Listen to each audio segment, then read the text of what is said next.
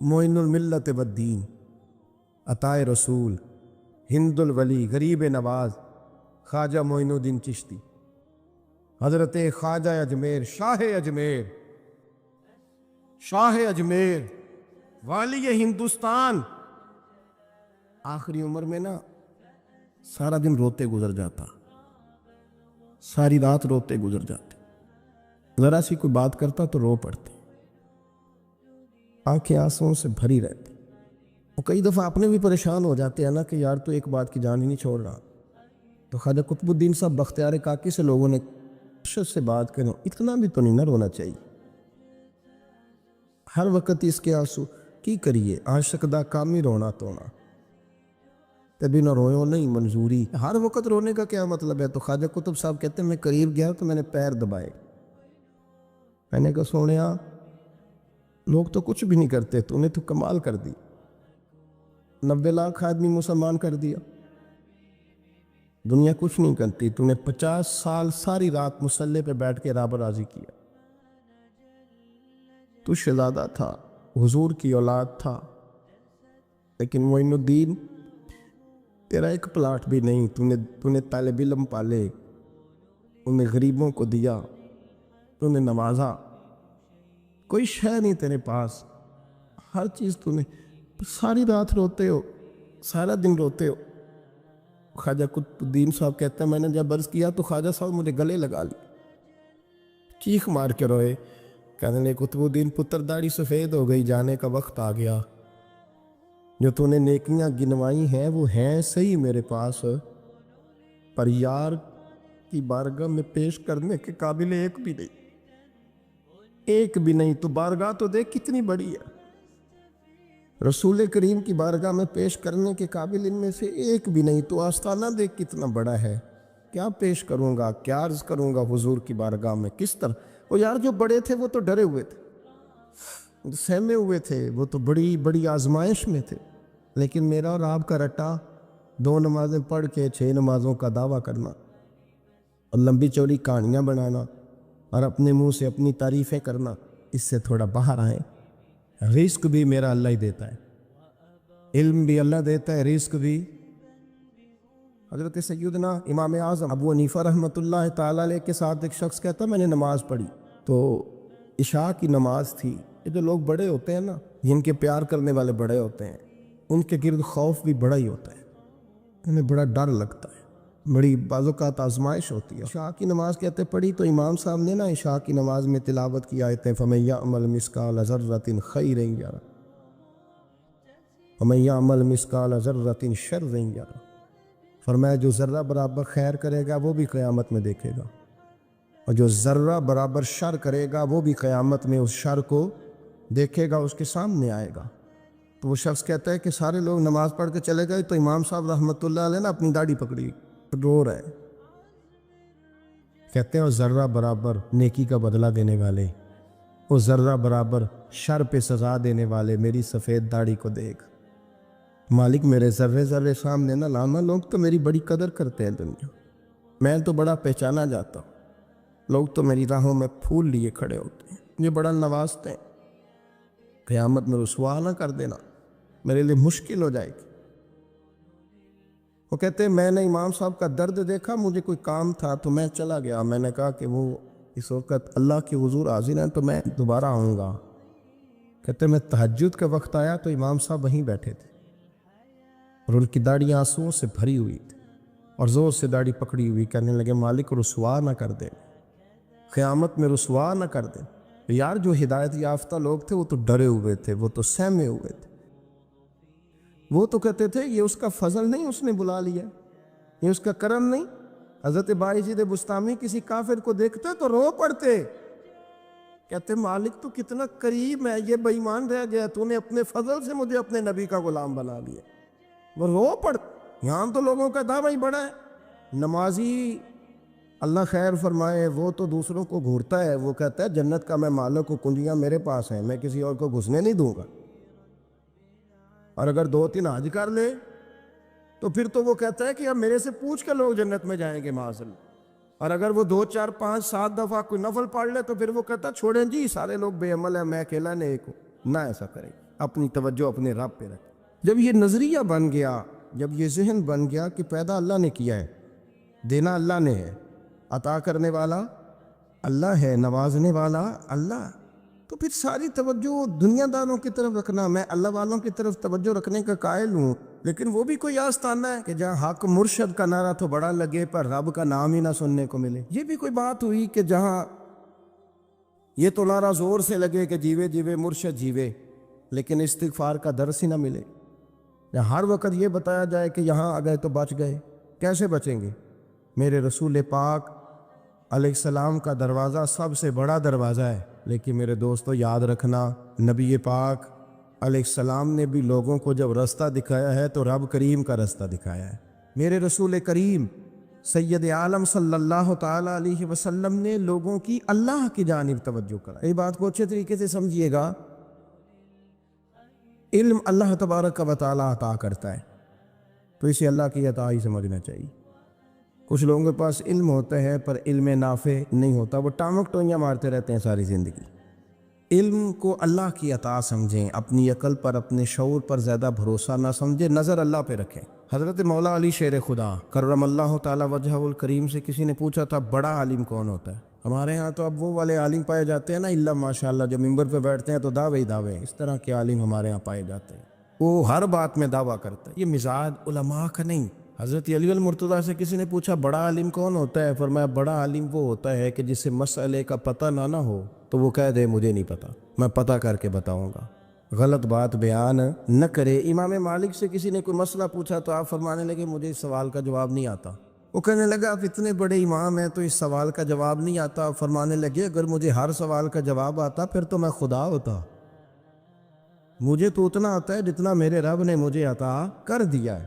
اپنی نظر اللہ پہ رکھیں، نکل آئیں اس معمے سے باہر کہ میں کوئی بلا ہوں، مجھے بڑا پتہ ہے، میرے پاس 6 ڈگریاں ہیں، مجھے 10 جگہ پہ تدریس کا شغف حاصل ہے، اس سے نکلیں باہر۔ قرآن مجید دیکھیے گا، اللہ تعالیٰ نے ارادہ قدرت فرمایا کہ میں حضرت آدم کو بناؤں گا، پھر بنانے کے بعد فرمایا فرشتوں سجدہ کرو آدم کو، سب نے سجدہ کیا الا ابلیس ابا واستکبر وکان من الکافرین، سوائے ابلیس کے، اس نے انکار بھی کیا اور تکبر بھی کیا اور کافروں میں سے ہو گیا۔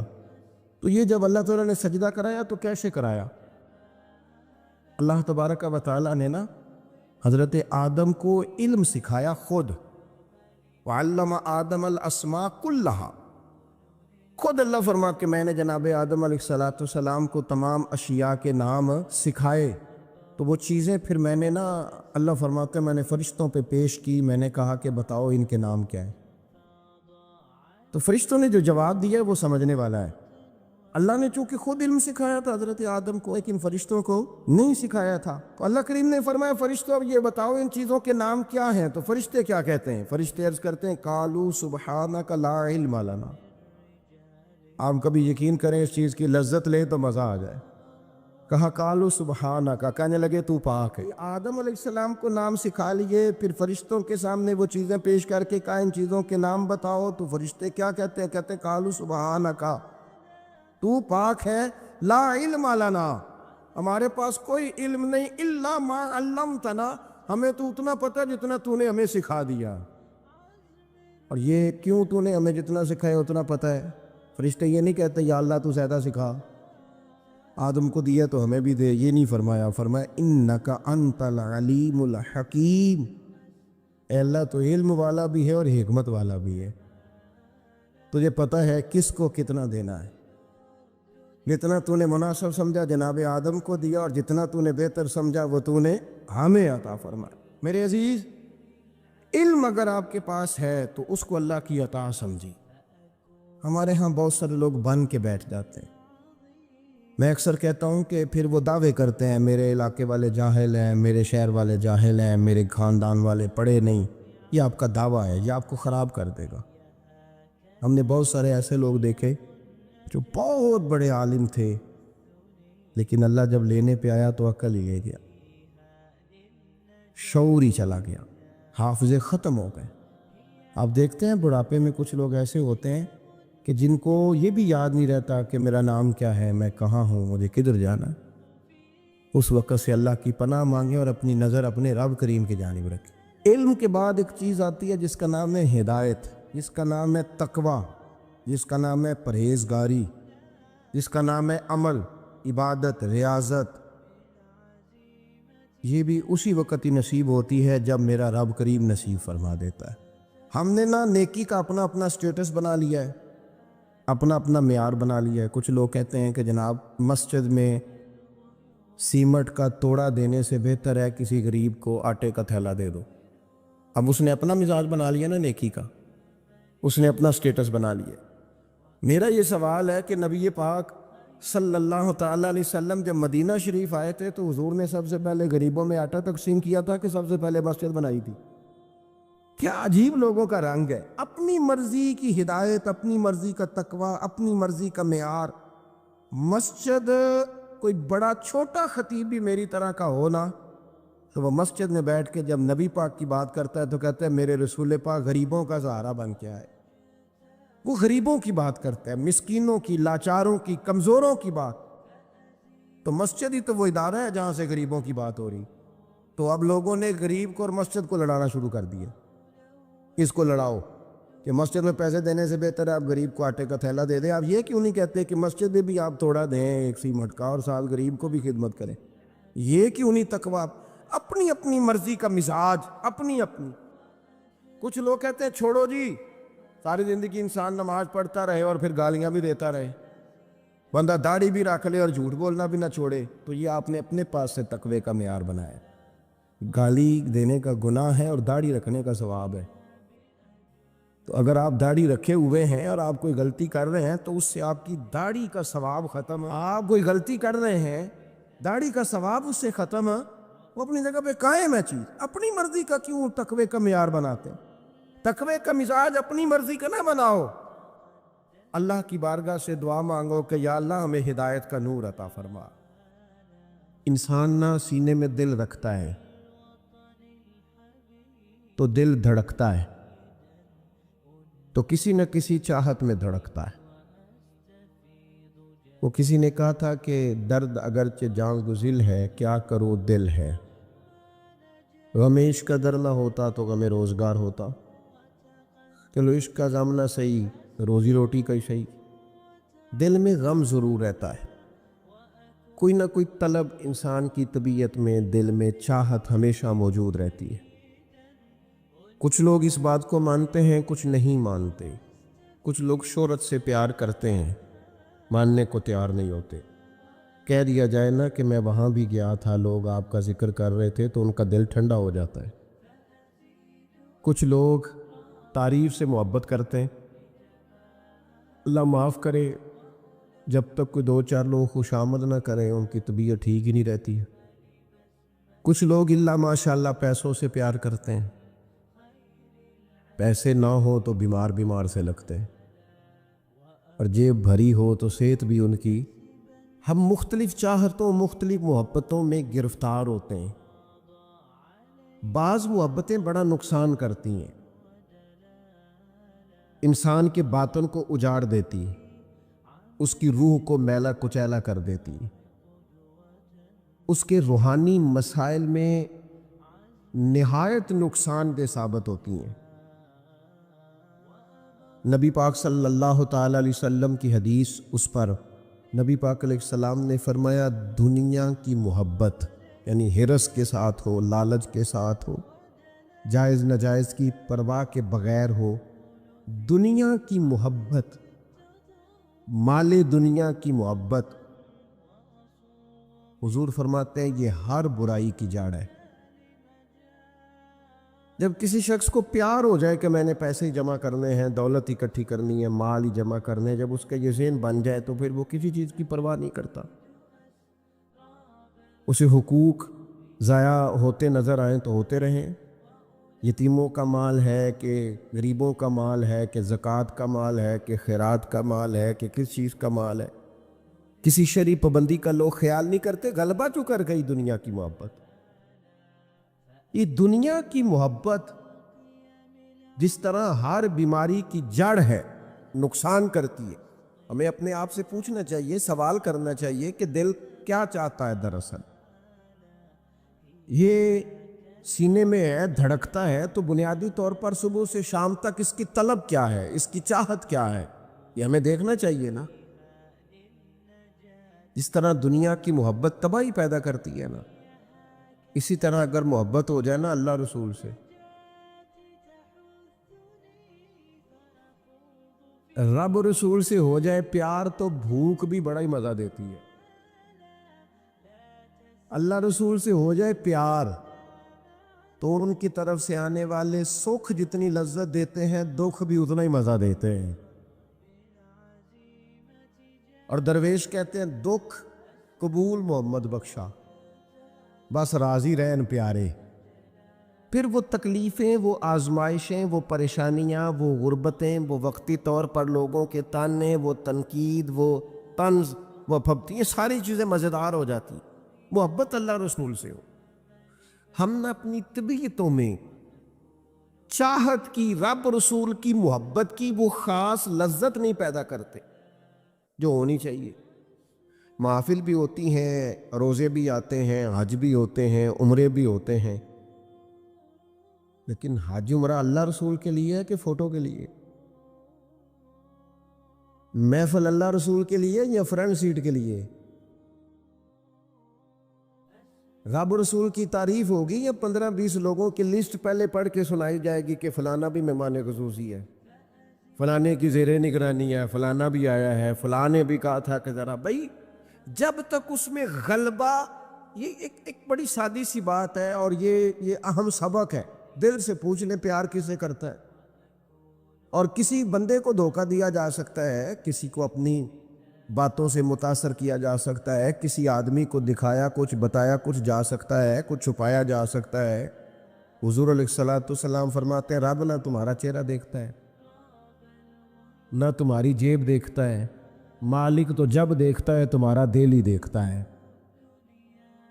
تو دل کی کیفیت اللہ کو پتہ ہے۔ دل بے چین اس لیے رہتے ہیں کہ یہ جو پیاس اور جو طلب کرتے ہیں وہ ہم انہیں پہنچاتے نہیں۔ دل بے قرار اس لیے رہتے ہیں کہ یہ رب رسول کی محبت سے ٹھنڈے ہو، ہم ادھر ادھر کی چاہتے لیے پھرتے ہیں۔ ان کے اندر بے قراری اس لیے ہے کہ ہم نے امیدیں لوگوں سے وابستہ کر لی ہیں، جو لوگوں سے نہیں کرنی چاہیے تھی، اللہ رسول سے کرنی چاہیے۔ ہم نے اسباب کو اختیار کرنا ہے، بھروسہ اسباب پر نہیں، بھروسہ تو اللہ تعالیٰ پہ کرنا ہے۔ تو جب تک دیکھیں نا قرآن مجید نے کیا کہا، قرآن مجید نے کہا والذین آمنوا اشد حبا للہ، فرمایا وہ لوگ جو ایمان لے آئے وہ اپنے رب سے شدید محبت کرتے،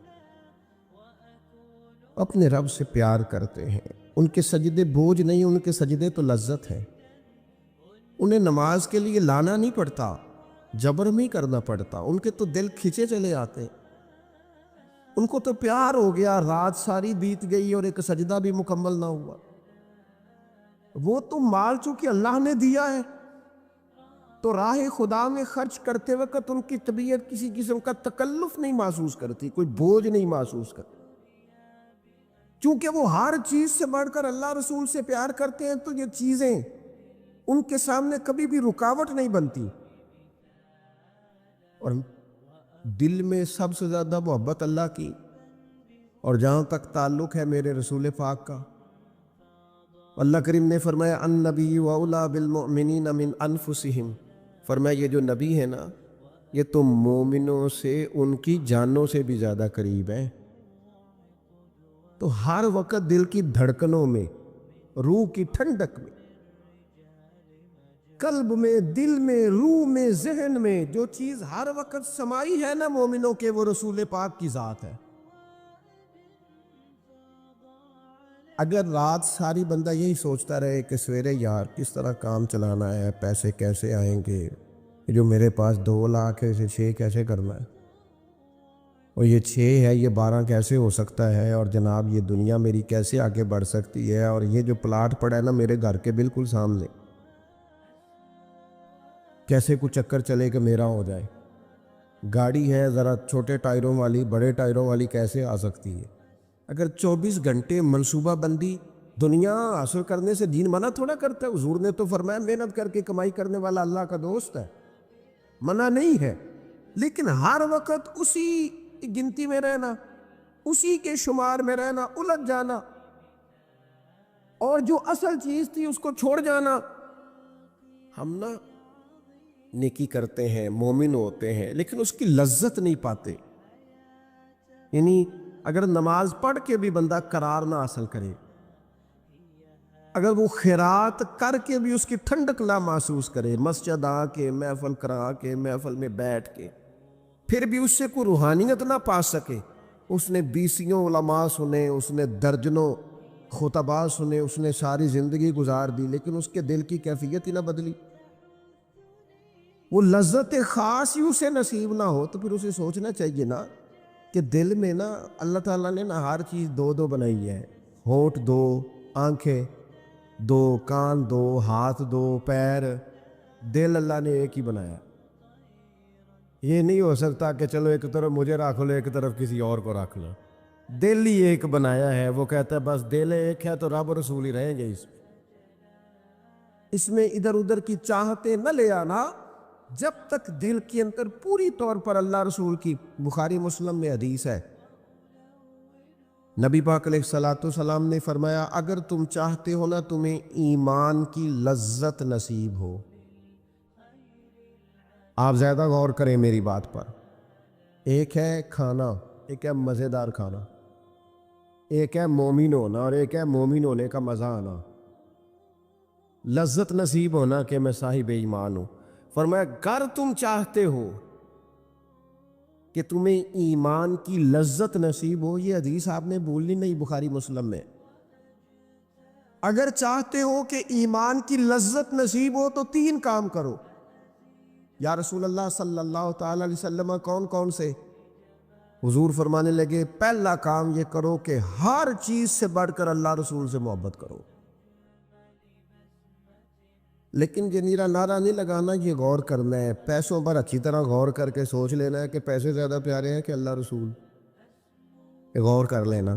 یہ جو جھوٹی انا کے بت بنائے ہوئے نا، میری عزت، میری برادری، میری افسری، میرا قبیلہ، میری کرسی، یہ غور کر لینا ہے کہ کرسیاں زیادہ پیاری ہیں، اقتدار زیادہ پیارا ہے کہ اللہ رسول۔ ایک طرف رسول اللہ کی شریعت اور ایک طرف تیری برادری کے رسم و رواج، لیکن شادی والے دن رسم و رواج جیت گئے۔ کدھر گئی تیری محبت رسول؟ وہ صرف محفل والے دن تھی، ربیع الاول شریف میں تھی۔ ہم تو دیندار سمجھتے ہی اس کو ہیں جس کے گھر میں شادی ہو تو پتہ چلتا ہے کتنا دیندار ہے۔ محفل میں تو سارے دیندار ہوتے ہیں، یہ تو پتہ ہی تب چلتا ہے جب کسی کا انتقال ہو جائے یا گھر میں کوئی خوشی آئے کہ اب یہ کتنا دیندار ہے، اب پتہ چلے گا۔ مسجد میں تو سارے دیندار ہیں۔ فرمایا اگر چاہتے ہو کہ لذت ایمان نصیب ہو تو ہر چیز سے بڑھ کر اللہ رسول سے پیار کرو، اور دوسرا فرمایا جس سے بھی پیار کرو نا اللہ رسول کی رضا کے لیے کرو۔ شکریہ کا تکلف بھی چھوڑ دو، وہ میرا احسان مانے گا یہ بھی چھوڑ دو، میری تعریف کرے گا یہ بھی چھوڑ دو، فقط اللہ رسول کی رضا کے لیے رشتے بنانے شروع کرو، مومن ہونے کا مزہ آئے گا۔ جتنے ہم شکوے کرتے ہیں نا رشتہ داروں کے، بھائیوں کے، قبیلوں کے، برادریوں کے، یہ سارے ختم ہو جائیں اگر ہم محبت اللہ رسول کی وجہ سے کرنی شروع کر دیں۔ اگر بنیاد اللہ رسول کی رضا ہو تو ہماری طبیعتوں میں کسی کے لیے نفرت پیدا نہ ہو، بے ادبی پیدا نہ ہو، کوئی ایسا ماحول نہ ہے۔ کیوں کہ ہم ڈائریکٹ پیار ہی نہیں کرتے، ہم جس سے بھی پیار کرتے ہیں درمیان میں رب رسول کو رکھ کے کرتے ہیں۔ اور حضور فرماتے ہیں قیامت کے دن رب اعلان کرے گا، اللہ فرمائے گا وہ کہاں ہیں جو دنیا میں میری رضا کے لیے آپس میں پیار کرتے تھے؟ یا اللہ کیا ملنے والا ہے؟ اللہ فرمائے گا آج میرے عرش کے سائے کے علاوہ سایہ کوئی نہیں۔ جو دنیا میں میری رضا کے لیے آپس میں پیار کرتے تھے انہیں آج میں اپنے عرش کا سایہ عطا کروں گا۔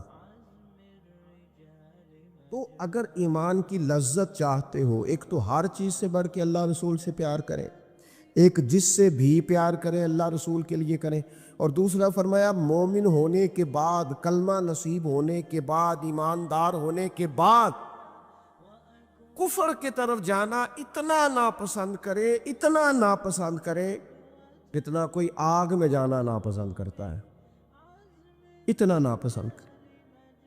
اگر یہ ذہن بن گیا پھر لذت نصیب. میں آپ سے عرض کروں میرے عزیزوں، ہم نا تھکی سی زندگی گزارتے ہیں، بور سا وقت گزارتے ہیں، الجھے ذہن رہتے ہیں، بکھری سوچیں رہتی ہیں، ٹوٹے خیالات، پختگی نہیں باتوں میں، مضبوط نہیں افکار. کسی نے مشورہ دیا تو 10 منٹ کچھ اور سوچ لیا، اگلے سے بات کی تو پھر پچھلے کی بات ختم ہو گئی. اپنی زندگی میں مضبوطی نہیں. او خدا کے بندو، ہمیں تو ایک سادہ سا اسلوب دے دیا گیا ہے کہ تم ہر چیز سے بڑھ کے رسول پاک سے محبت کرو. تو جب پوری طرح وہ محبت نصیب ہو جائے گی، جب پوری طرح وہ چاہت مل جائے گی، جب پوری طرح وہ خلوص نصیب ہو گیا، للہیت مل گئی، اللہ رسول کی بارگاہ نصیب ہو گئی، آپ یقین کریں حضور کی محبت بندے کو پکا کر دیتی ہے، اس کی سوچوں کو مضبوط کر دیتی ہے، اس کے اندر استقامت لاتی ہے. رسول اللہ کی محبت، انسان طاقتور ہو جاتا ہے. میں تقریر نہیں کر رہا، جذبات کا اظہار کر رہا ہوں. میں آپ سے داد نہیں چاہتا، میں آپ کی ذہن سازی چاہتا ہوں. آپ بھلے میری بات پر کوئی سبحان اللہ ماشاءاللہ نہ کہے، لیکن میرے درد دل کو سمجھے میں کیا کہنا چاہتا ہوں. دوستو، حضور کی محبت مضبوط کرتی ہے، مضبوط طاقتور کر دیتی ہے. نہ سمجھ آئے تو سیدنا بلال سے پوچھ کے دیکھو، مار پڑتی جاتی ہے، محبت طاقتور ہوتی جاتی ہے، تانے ملتے جاتے ہیں، محبت مضبوط ہوتی جاتی ہے.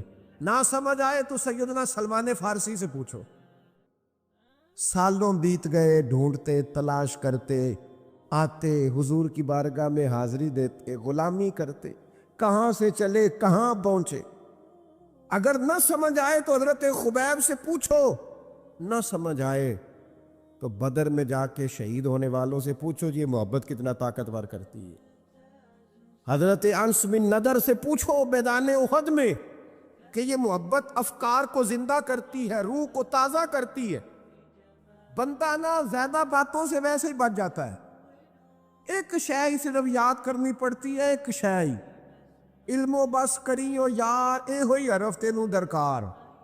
اعلیٰ حضرت فرماتے ہیں اے عشق تیرے صدقے ہم جلنے سے چھٹے سستے. جو آگ بجھا دے گی اب وہ آگ لگائی ہے، جو آگ بجھا دے گی اب وہ. اور پھر اعلیٰ حضرت فرماتے ہیں کہ یاد رکھنا جان ہے عشق مصطفیٰ، روز فضوں کرے خدا. اور جس کو ہو درد کا مزہ، جس کو ہو درد کا مزہ، ایک ہوتا ہے شفا کا مزہ، ایک ہوتا ہے بیماری کا مزہ. یہ حضور کی محبت کی وہ والا درد ہے کہ یہ مزیدار ہے. اعلیٰ حضرت فرماتے جان ہے عشق مصطفیٰ، روز فضو کرے خدا. او لوگو جس کو ہو درد کا مزہ، وہ ناز دوا اٹھائے کیوں، اور پھر کے گلی گلی تباہ ہم ٹھوکریں سب کی کھائیں کیوں. اور دل کو جو عقل دے خدا تو تیری گلی سے جائے کیوں، دل کو جو عقل دے خدا تو تیری گلی سے جائیں کیوں. صحابی بیٹھے ہیں نا نبی پاک کی بارگاہ میں، اور دیر سے بیٹھے اور جم کے بیٹھے، بٹھا کے اپنے محبوب کو اپنے پہلو میں. جو لوگ کچھ نہیں کرتے وہ بھی کمال ہی کرتے. دیر سے بیٹھے اور بیٹھے ہیں تو نبی کریم نے فرمایا جاؤ کوئی کام بھی کرو. اٹھے، ستون کی اوٹ سے ہو کے واپس آگے، کہنے لگے یا رسول اللہ آپ کے بغیر دل ہی نہیں لگتا، تو طبیعت ہی نہیں جمتی، کہیں نظر ہی نہیں ٹھہرتی. جب تک آپ اپنے دل کی کیفیات، یار ہمارے بزرگ، ہمیں تو وقت نہیں ملنا چاہیے. اگر ہمارا دعویٰ ہے کہ ہمیں حضور سے محبت ہے تو وقت ہی نہیں ملنا چاہیے. سیرت ساری پڑھ لی ہے ہم نے، حضور کی احادیث یاد کر لی ہیں، نبی پاک کے فضائل پر جو کتابیں لکھی گئی ہیں وہ ہمارے پاس ہیں. کیا آج صبح سے لے کر اب تک 1100 بار درود شریف نصیب ہوا ہے؟ کیا اگر حضور سے محبت ہے تو ہمارے دل میں نبی پاک کی امت کا درد ہے؟ حضور پر نازل ہونے والے قرآن مجید کو ہم نے سمجھا ہے؟ دین اسلام کی روشن تعلیمات کے ہم کتنے قریب گئے ہیں؟ فارغ وقت آپ کیا جی میں آج کل بور ہوتا ہوں تو بھئی آپ کتاب خریدیں حضور کی سیرت پر، پڑھیں شاہ عبدالحق محدث دہلوی نے کیا لکھا ہے، پڑھیں حضور کے فضائل کمالات، پڑھیں شفا شریف قاضی اعجاز کیا لکھتے ہیں. لیکن زندگی تو ادھر ادھر ضائع ہو رہی ہے.